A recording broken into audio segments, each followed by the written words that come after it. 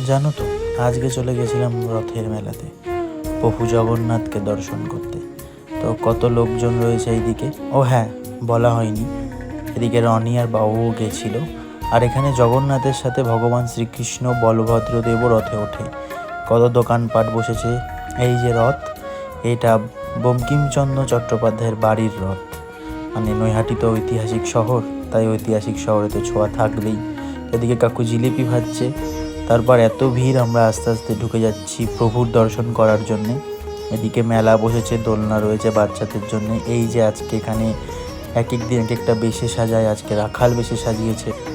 এই মেলায় পুতুল দেখলেই মনে পড়ে এখান থেকে কিনে আমরা ঝুলনে সাজাতাম। তো তারপর পাশের মন্দিরে আসলাম, এখানে প্রভু সারা বছর থাকে, রথে চড়ে ওই মন্দিরে যায়। তো মেলা ঠেলা ঘুরে এই দাদু কত সুন্দর কাজ করেছে। আমরা চলে আসলাম মোমো খেয়ে বাড়িতে। তোমরা চ্যানেলটাকে সাবস্ক্রাইব করো।